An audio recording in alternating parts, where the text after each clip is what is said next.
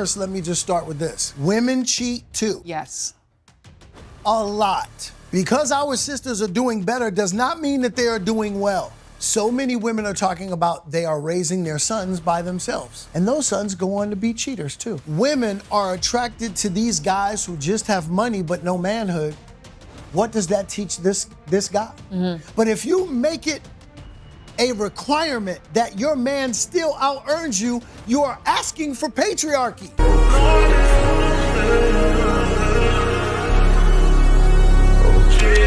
I'm envisioning this conversation along the lines of how do you make men who don't cheat?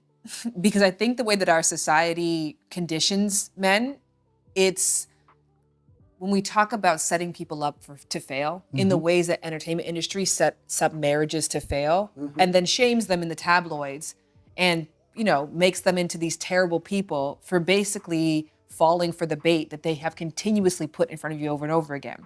You have young boys who grow up in a boys will be boys mentality.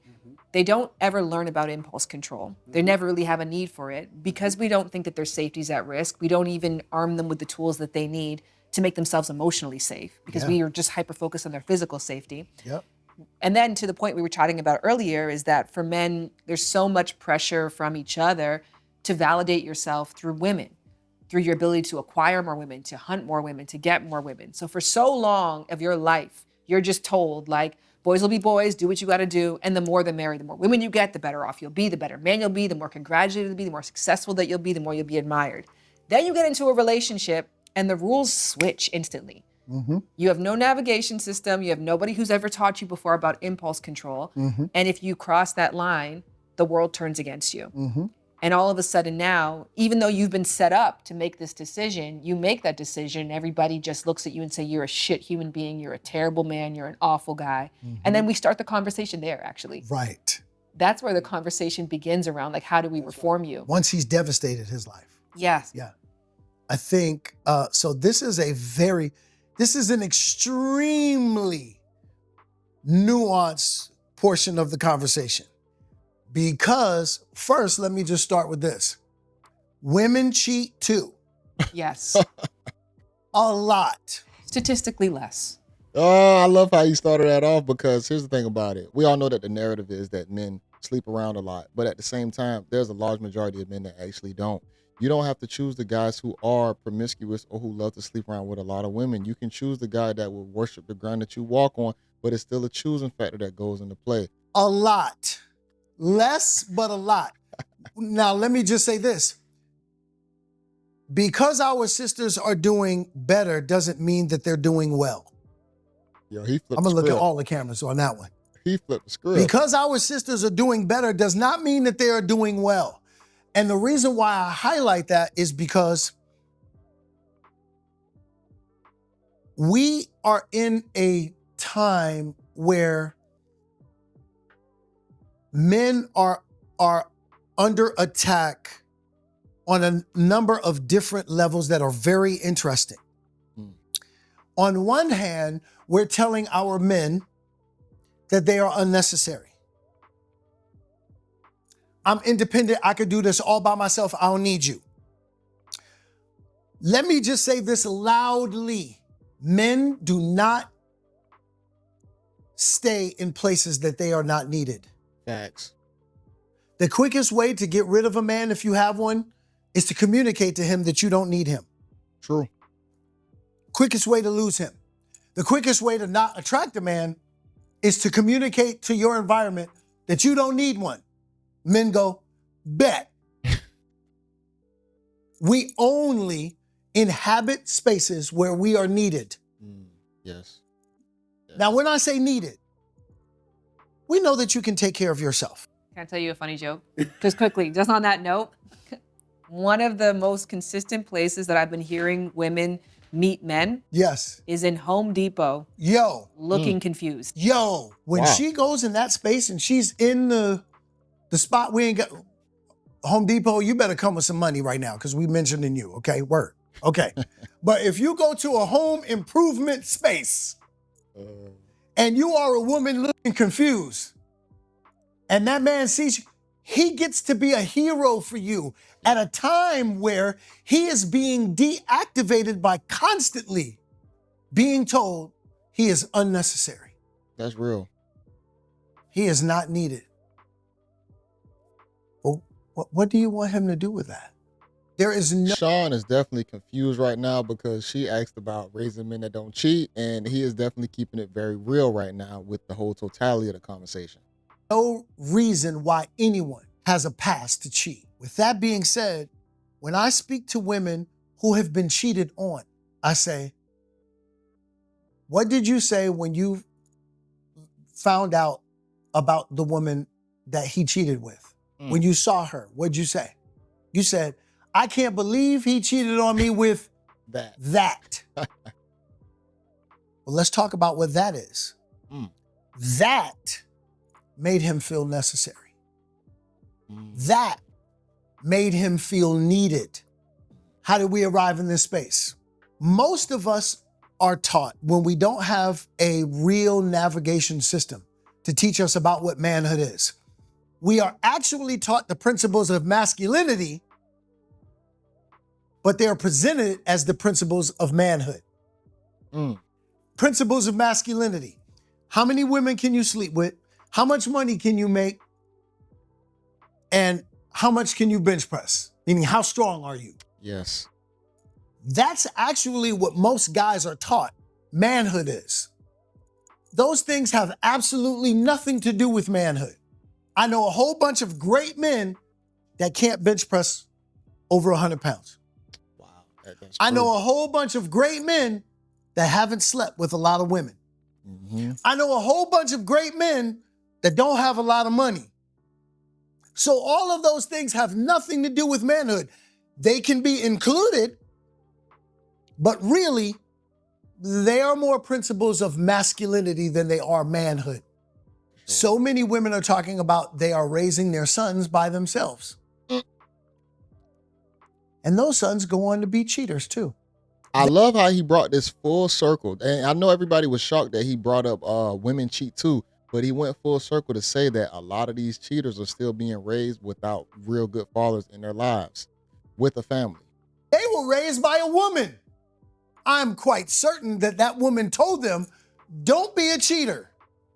His father didn't do nothing. I raised him to be the man that he is. Well, you raised a cheater. A woman does play an important role in this too. Because watch this. What a bunch of guys start doing is they start looking at what women are attracted to. Yes. Women are attracted to these guys who just have money but no manhood. What does that teach this guy? Oh, the only thing that I have to acquire is money. And I will have access to this woman that all of these guys are positioning themselves to have time with. We are all contributing to teaching our young boys what manhood looks like. But if you make it a requirement that your man still out-earns you, you are asking for patriarchy. I don't know. Hello? Is the mic on? Are we still in the same room? What's interesting about what you're saying is because I don't know why she was shaking her head, because just with Melissa Ford, they were shaming men, shaming the patriarchy, all these things. But if you want a man to be better than you, out earn you, you want him to be more successful than you, guess what? You feed right into it. That's why when women say they don't benefit off the patriarchy, it is wild because they actually feed it. A very interesting, let's say, changing of the guards moment where there's going to be growing pains. It's going to be awkward. Yes. And for anybody who's on the front lines of this shift that's happening right now, we're going to change our mindset from hypergamy. A man must out-earn, a man must this, a woman must that. And that's why I really am fascinated by the idea of you being the navigation system, you as well as your wife being the navigation, and I'm sure your daughter as well, the navigation system for your son. Yes. And of that being that for each other, because you can use your lived experience and your wisdom to help him navigate into this new world where being a valuable man is also not just going to have to do with how much money or how many women can you prove you can sleep with. That's right. It's also about emotional intelligence, impulse control, integrity. And Hold on, you see how she still put it back onto the son, but don't bring up nothing about the women that's out there on how they need to move. You see how these women that's overly center on women, and there's nothing wrong with it to empower and center on women. We definitely need, the men to be great. But she's not saying nothing about how the chicks are moving. It's okay for the chicks to move how they move and do how they do and still be hypergamous. But for the guy, he got to be the one to be overly disciplined in his nature. These are all things that you had to learn by yourself. And so giving that to your son at this age, arming him with that he doesn't have to learn on his face, but he can learn with his chest high because his dad is standing behind him, to me is a lot of what the solution is and why I applaud you.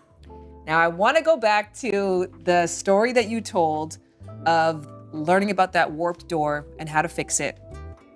I guess we're just very much on a home improvement tip here. But that story was kind of coming off the heels of us talking about cheating. Was there a relationship between that moment and infidelity? What if the lifestyle you sold online became a nightmare you could not escape? In Caro Claire Burke's darkly funny, gripping debut novel Yesteryear, Natalie is a picture-perfect trad wife influencer to her millions of followers until one day she wakes up in the year 1855 to a terrifying life that is nothing like the fantasy she's portrayed. Her next move? Escape by any means necessary. Yesteryear is available now in print, audio, ebook, plus it's now in development to become a major motion picture starring Anne Hathaway. Infidelity, and when I committed it's because I didn't have the answers. I didn't have the answers in myself. I didn't have the capability to navigate the emotional space that I was in with my partner. Because if we're being honest, nobody gives a shit about how men feel. They don't. They don't care about what did we do to our own life when we cheated. So if we were to start somewhere, we should start in the space of, listen to me, I know that I taught you that you shouldn't cheat because you're gonna devastate a girl or devastate a woman. But here's really why you shouldn't cheat. You're gonna destroy your life. You're gonna destroy your spirit. You are supposed to be the leader of this family, and you're supposed to help lead this union. Here's what's gonna happen when you cheat. Here's what's gonna happen to you. You are gonna see you differently. You are gonna experience you differently. You are gonna be devastated because, to my point earlier, we are pre-wired to feel like the hero in the spaces that we inhabit. Yeah. There's nothing heroic about you cheating and letting not only your partner down, but more importantly, letting you down. When I didn't have those answers, I can't tell you how devastated I was. And I will never forget this. I want to piggyback up on the cheating part. Even how a lot of guys might say, like, yeah, man, if you go cheat, it'll make you appreciate your woman better, because it is a feeling of, it's like a dirty feeling sometimes when you actually go out there and actually cheat and then come back home. And it's always a lot of risk involved. And I definitely understand where you're coming from. If you have any doubt in your mind on what you're doing is wrong, then it could be one of those things where you have to second guess it. And if you are going to have other women, I think it's probably best to just be more honest and ask for some type of form of polygamy, probably, if that's what you're really seeking out. I put my finger on the moment between me and my father when I was about 11 or 12 years old. We were in his car. I didn't have, my father was, he was a street hustler. He went to prison for manslaughter when I was 13 years old. My father kidnapped me when I was 6 years old. Like, it was not good space to be in. I'm sorry that happened to you. It was devastating, but I didn't know that it would devastate me later because of the messaging that I was receiving. We're in this car, Lincoln Mark V. That car right there, So I'm sitting there as this little kid, and I'm like, whew. And we're driving down the street, and I could barely get my arm up on the, but I got it up because I'm with my dad and we're in this beautiful car and everybody's looking at us, and we get to this light. And my father says to me, out of nowhere, he says, I love your mother, and I would do anything for her. It was the best feeling I ever had as a kid. Wow. And in the very next breath, he looks across the street and starts catcalling out to this woman who he was attracted to. Whoa. That moment was so impactful because while he didn't say it, the messaging that I got from that was, you can love one woman, but you can lust after many. This is my father. This is my navigation system. The cheater in me was born in that moment. I had no idea until it was actually too late. And I started going over the videotape footage of my life. And I came to that seminal moment and I was like, wow. That's powerful how he say his father formed a cheater in him, because our parents are a navigation system. We see them do certain things, the way how they move. That breeds us a certain way. And of course, society and the world is going to shape you after that. But your parents, definitely, those formative years, you're going to learn a lot. You're going to learn how to move. You're going to learn how to think. You're going to learn how to eat. So it does matter. That's why when people have kids, you do need to be in a healthy situation before you just start having kids, because you're going to just produce a whole bunch of traumatic people. That's why I do think we got a lot of people that probably should not even have been here from just having a whole bunch of babies. But this is a powerful story. And I never forgot that.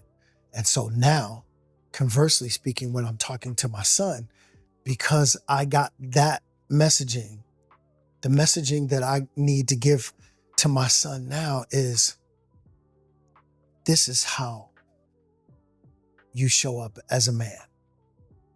Loving one woman. Lusting after this one woman. I'll never forget having a conversation with my son. And he was like, I was doing some stuff and I was getting, kind of, frisky with like mom. And he kind of saw it. He was like, yeah. And I was like, yo, shut up. And I was like, let me tell you something. You need to be thanking me, bro. Because if I didn't do this right here, you wouldn't be alive. Oh, wow. So what I was teaching my son in that moment was, this is appropriate. This is what manhood looks like. Come home. You get to see your father. You get to see your mother and your father doing some stuff. Yep, every once in a while, mom and dad close the door. Why? Because mom and dad need mom and dad time. Make sure you lock it. And we'll get into this about how kids kill connection. That's real. But next episode. That's the next episode. Yeah. On a very special episode of Lovers and Friends. Like, for real, but this is what healthy manhood looks like. You gotta send that kind of messaging to your boy about what this looks like. And now what's going to happen is he aspires to copy what he sees dad do. Like I aspire to copy what I saw my dad do. Which is cheap. And now he gets to see dad lusts after my mom. And that's what I'm gonna do with my wife. I'm going to show up like my dad showed up every day. To go back to that wonderful phrase that you gave me about we cheat when we don't have the answers. By age 11, from what you just described of your dad's life or your relationship to him, you already... I think I'm gonna leave it right there, y'all. Duality Factory. Monk Mode. Take Accountability. DF. The Collection.